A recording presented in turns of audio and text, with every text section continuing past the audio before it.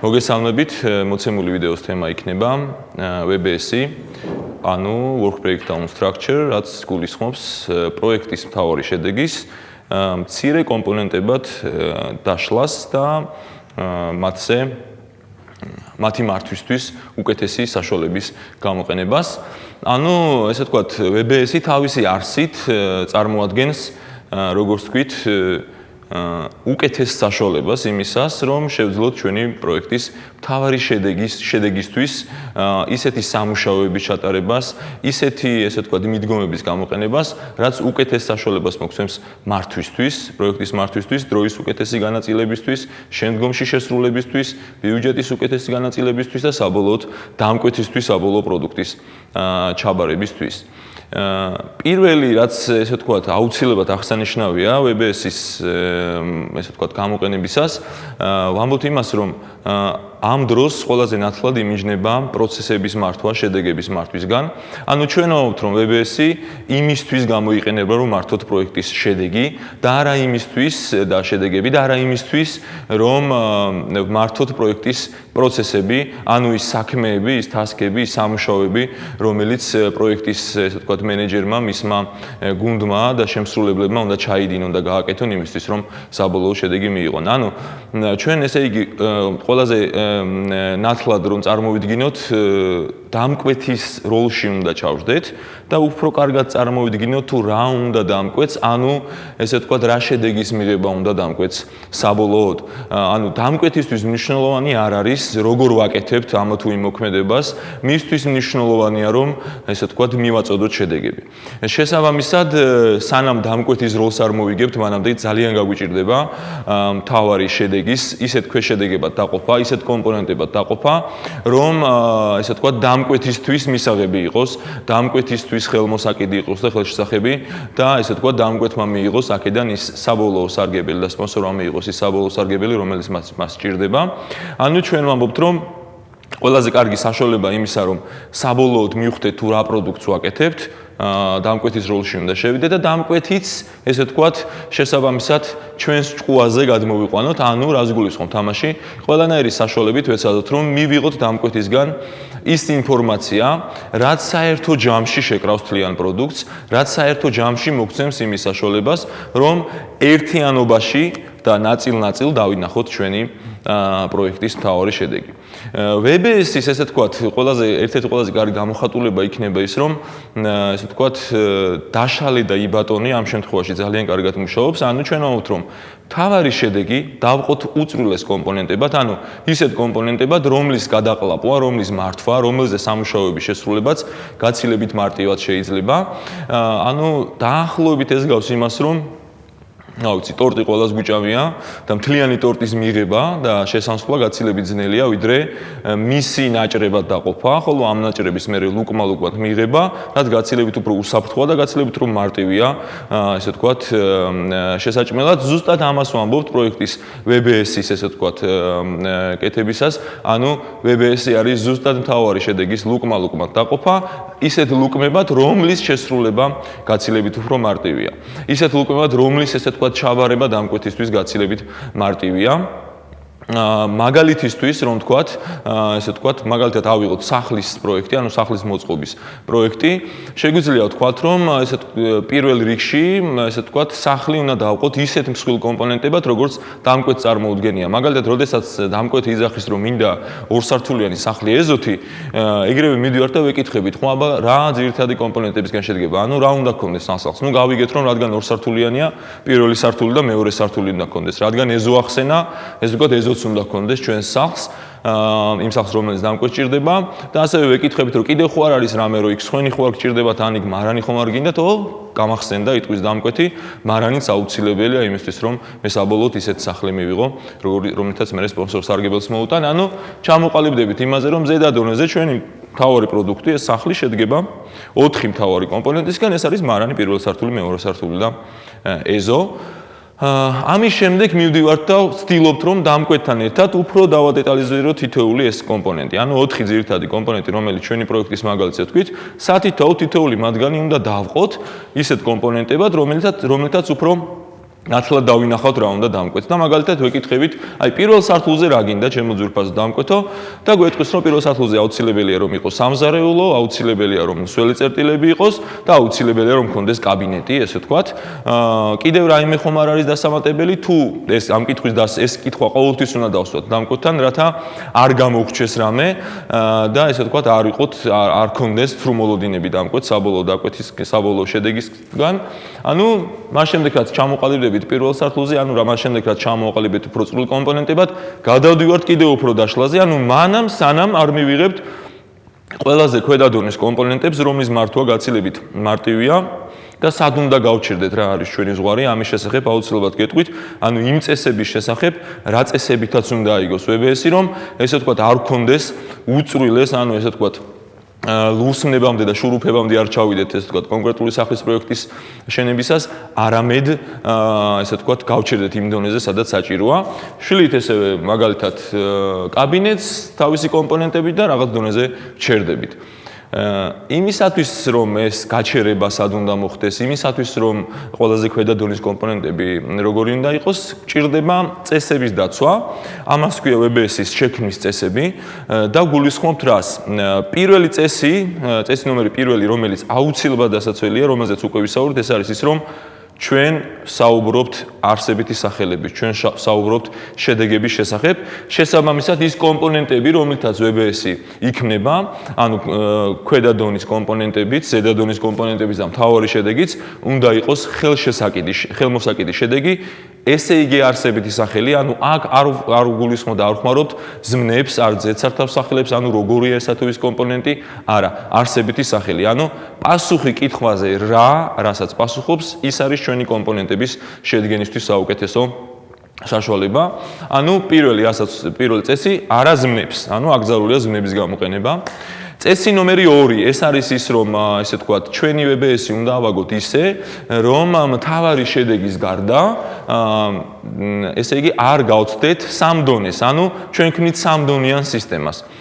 ესე იგი, პირველი დონე ამ შემთხვევაში კარგად რომ დავუკვირდეთ არის ეს პირველი მთავარი შედეგები, რომელიც სახლს გააჩნია, შემდგომ მეორე დონის შედეგები, ანუ უკვე ჩავშალეთ პირველი დონის კომპონენტები და მესამე დონე უკვე, როდესაც მეორე დონის კომპონენტებს ჩავშლით შვილებად, ანუ აქვე შეიძლება ვთქვათ, რომ ესე ვთქვათ, ქვედა დონის კომპონენტები შეიძლება იყოს შვილები იმ კომპონენტისა, რომელსაც შეიძლება მშობელი უწოდოთ ამ კომპონენტებისთვის. ანუ ჩვენ ამბობთ, რომ არც სამ დონეს უნდა ჩავსდეთ ქვემოთ, ანუ იმის ქვემოთ ჩაშლა აღარ შეიძლება, აღარ ვარგა. და არც ის ვარგა რომ გავჩერდეთ პირველ ან მეორე დონეზე, ხომ? ანუ ესე იგი გულისხმობთ იმას, რომ არც მეტი, არც ნაკლები სამდონიანი სისტემა უნდა შევქმნათ WBS-ის კეთებისას. მესამე წესი არის ის, რომ თითოეულ კომპონენტს, ანუ თითოეულ შედეგს, რომელიც WBS-ში კუბიკის სახით უყურებთ და კუბიკის სახით ხედავთ, ესე ვთქვათ, უნდა შედგებოდეს 3-დან 7 შვილამდე კომპონენტისგან. ანუ მინიმუმ 3 და მაქსიმუმ 7 შვილი შეიძლება ყავდეს თითოეულ კომპონენტს.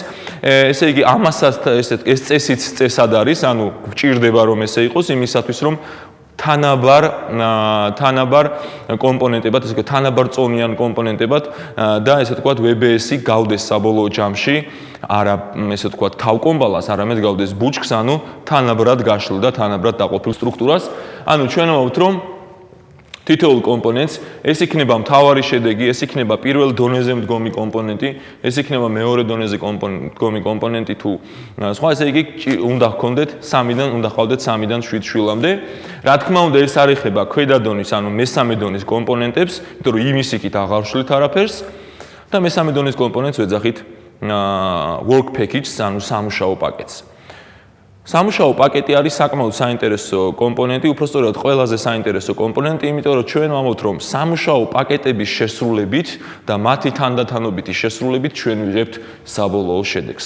ანუ ჩვენ ვამბობთ ესეთ რამეს, რომ მეოთხე წესი რომ ჩამოვაყალიბოთ, უკვე ჩვენ ვამბობთ ესეთ რამეს, რომ 100%-ის წესი ქვია ამ წესს და გულისხმობ შემდეგს. შვილების ჯამი, ანუ შვილები რომ შეკრიბო, უნდა უდრიდეს მშობელ კომპონენტს და პირიქითაც მშობელი კომპონენტი უნდა შედგებოდეს არც მეტი არც ნაკლები შვილი კომპონენტების ჯამისგან. ანუ რას გულისხმობს ეს მაგალითად რომ ვთქვათ, ჩვენ თუ ვამბობთ რომ ესე ვთქვათ კაბინეტი რომელიც პირველი სართულის კომპონენტია შედგება ბუხრისგან, ავეჯისგან, ტექნიკისგან და ბიბლიოთეკისგან, ეს გულისხმობს შემდეგს რომ მე თუ თითოეული აი ამ 4 კომპონენტიდან შევასრულე, ანუ ბუხარი ჩავაბარე დამკვეთს, ავეჯი ჩავაბარე დამკვეთს, ტექნიკა ჩავაბარე და ბიბლიოთეკა ჩავაბარე, ესე იგი კაბინეტი როგორც შედეგი ჩამიბარებია. და პირიქითაც, ანუ თუ ამბობ რომ დამკვეთს მე კაბინეტი ჩავაბარე როგორც შედეგი, ესე იგი გულისხმობდი რომ თითოეული ეს კომპონენტი ჩამიბარებია. ანუ არც მეტი, არც ნაკლები. თუ ამას ზედმეტს გულისხმობ კიდე რომ კიდევ შედგება კაბინეტი რაღაცეებისგან, მაშინ სჯობია რომ აი აქ ჩავწეროთ. ანუ მივამატოთ მეხუთე კომპონენტთან, გავითვალისწინოთ რომელიმე ამ კომპონენტში. და არც იმას ვამბობთ რომ აქ თუ რომელიმე ზედმეტია და ვამბობთ მაგალითად ბუხარს რა უნდა კაბინეტში, არ არის მისი ნაწილი, არ არის მისი შვილი კომპონენტი, მაშინ უნდა ამოვიღოთ ბუხარი აქედან და რომელიმე სხვა კომპონენტს ვაჩუქოთ. ესე იგი ჩვენ ვამბობთ რომ ეს 100%-ის წესი კრავს შვილს მშობლებად, მშობელს შვილებად, ხოლო შვილებს მშობლად. იგივე ანალოგიურად ზემოთ რომ ვიყვეთ, მაგალითად ჩვენ თუ ვამბობთ რომ სამზარეულო სველი წერტილები და კაბინეტი პირველი სართულის შვილებია და არც მეტი შვილი და არც ნაკლები შვილი პირველ სართულს არ ყავს, ესე იგი თუ თითოეული ეს შვილი კომპონენტი ჩავაბარე დამკვეთს, ესე იგი პირველი სართული ჩამებარებია, ხოლო თუ პირველი სართული მარანი, მეორე სართული და ეზო ჩავაბარე დამკვეთს, ესე იგი საბოლოო შედეგი, ანუ სახლი დამკვეთისთვის ჩამიბარებია როგორც შედეგად. ეს იყო მეოთხე წესი, ანუ ჩვენ ვთქვით 3-დან 7 შვილამდე წესი, ჩვენ ვთქვით 100%-ის წესი, 3 დონის წესი, ვთქვით არაზმნებს წესი. და ბოლო მეხუთე წესი, რომელიც ეხება უშუალოდ work package-ებს, ანუ ყველაზე ქვედა დონის კომპონენტებს, ანუ მესამე დონის კომპონენტებს, ეს კომპონენტები უნდა იყოს ისეთი წონის, ისეთი ესე ვთქვათ, წონის შედეგებად, ისეთი წონის კომპონენტებად უნდა ჩამოყალიბდნენ და ისე უნდა ქონდეს VBS შედგენილი, რომ მათი შესრულებისთვის ერთ კაცს რომ ჩააბარო, მათი შესრულებისთვის არ დაიხარჯოს 10 სამუშაო დღეზე მეტი. ცოტა მოკლე ექსკურსი რო გავუკეთოთ, ანუ რას გულისხმობთ აი ამ კონკრეტულად ამ თემაში, ანუ საკმაოდ გრძლად გამომივიდა ეს ჩამოყალიბება, ამიტომ მოკლედ რომ ვთქვათ, უკვე უნდა გადავიდეთ ერთ ტერმინზე, რომელსაც საკმაოდ დიდი ფესვები აქვს, ანუ ადრეც იყენებდნენ ძალიან ადრეც, მაგრამ ძალიან კარგი, ესე ვთქვათ, შედარება შეიძლება მოვუპოვოთ და უპოვოთ, მიუხედავად იმისა, რომ ბევრს არ მოგწონს, ესე ვთქვათ, წარსული საბჭოთა კავშირი. ერთი თემა, რომელიც მათ ჰქონდათ, იყო ის, რომ კოლექტივში, როდესაც ხალხს ამუშავებდნენ, თითოეული ადამიანის, თითოეული პერსონის მუშაობა, რომელთაც კოლექტივში იყო დასაქმებული ეს ადამიანი, ფასდებოდა ეგრეთ წოდებული შრომა დღით. ანუ რას გულისხმობდნენ ამაში? ეს იყო სიდიდე, რომელიც გამოხატავდა რესურსის სიდიდეს და ანუ გულისხმობდნენ, რომ ერთი შრომა დღე არის ის შრომა, იმ შრომის ფასი, რომელსაც ერთ ადამიანს შეუძლია ერთ სამუშაო დღეში შეასრულოს და ეს იყო შრომა დღე კი არ იყო მაინდა-მაინც და არც იყო სავალდებულო რომ ვადის გამსაზღვრელი ყოფილიყო, რომ აი ერთი დღის ან ორი დღის ან სამი დღის საქმიანობა. არა. შრომა დღე იყო განსაზღვრელი რესურსის, შრომა დღე იყო განსაზღვრელი ფასის, თუ რა ფასი იყო ერთი ადამიანის მუშაობა ერთი დღის განმავლობაში კოლექტივში და პირდაპირ ფულადი ის ნიშნული ქონდა, რა ვიცი, 3 მანეთი და 20 კაპიკი თუ რაღაც გავსი რაღაცა იყო. ანუ ერთი შრომა დღე ღირდა კონკრეტულად 3 მანეთი და 20 კაპიკი. ან იყო შეფასებული ესე რომ ერთ შრომა დღეს თვლიდნენ მაგალითად 100 მეტრი რაღაც ყანის გათოხნას, ან ერთ შრომა დღე თვლიდნენ, რა ვიცი, 200 ტომარა რაღაც ფქვილის გადაზიდვას ერთი ადგილიდან მეორეში. მოკლედ ეს შრომა დღე იყო რესურსის სიდიდის გამსაზღვრელი. და რატომ წავედით ახლა ესე ცოტა შორს, შემოვიტანთ ესეთ სიდიდეს, რომელსაც ქვია კაცდღე, რაც გულისხმობს იმას, რომ ეს კაცდღე არის ისეთი შრომა, ისეთი შრომის შეფასება, ისეთი რესურსის შეფასება, რომლის შესრულებასაც ერთი კაცდღის შემთხვევაში ერთი კაცი ერთი დღის განმავლობაში რო შეასრულებს. ან ესე ვთქვათ, ერთი კაცდღე უდრის სიდიდეს, როდესაც ორი კაცი ნახევარი დღის განმავლობაში შეასრულებს, ანაც ერთი კაცი ნახევარ-ნახევარი დღიანი მუშაობის შედეგად 2 დღეში შეასრულებს. მოკლედ, ერთი კაცდღე არის ისეთი სამუშაო, რომლის შესრულებასაც ერთი კაცს შეუძლია 1 დღეში. 10 კაცდღე არის ისეთი სამუშაოს ფასი, რომლის დროსაც 10 კაცს შეუძლია, ესე ვთქვათ, 1 დღეში სამუშაოს შეასრულოს. ანაც 1 კაცს შეუძლია 10 დღეში, რომ ესა თუ ის სამუშაოს შეასრულოს. მაშას ესე დავუბრუნდეთ ჩვენს მეხუთე წესს WBS-ის შედგენისას, ჩვენ ვამბობთ, რომ ბოლო დონის კომპონენტები, ანუ work package-ები უნდა იყვნენ ისეთები, რომელთა წონაც უნდა იყოს მაქსიმუმ 10 კაცდღე. ანუ მათი შესრულებისთვის უნდა დაიხარჯოს 10 კაცდღიანი რესურსი და ამაზე მეტი არა. ანუ მინიმუმი შეზღუდვა შეიძლება იყოს 1 კაცდღე, ანუ 1 კაცდღიანი რესურსი იყოს სამუშაო პაკეტი, work package იგივე, ხოლო მაქსიმალური შეზღუდვა უნდა იყოს 10 კაცდღე. მოკლედ ამ წესების მიხედვით შედგენილი WBS-ი ჩვენ გვაძლევს იმის საშუალებას, რომ თანაბრად მოვახდინოთ სამუშაოების განაწილება, ესე ვთქვათ, პროექტში, თანაბრად მოვახდინოთ პროდუქტის განაწილება და პროდუქტის დაყოფა, რაც აუცილებლად დაგვეხმარება შემდგომ დაგეგმვის პროცესში, რომ ჩვენ სამუშაოები გადავანაწილოთ ამა თუ იმ ადამიანებზე, შემდგომ შესრულების პროცესში, შესრულების კონტროლის პროცესში და საბოლოოდ დამკვეთისთვის მიღება ჩაბარების პროცესში. გვამბობთ.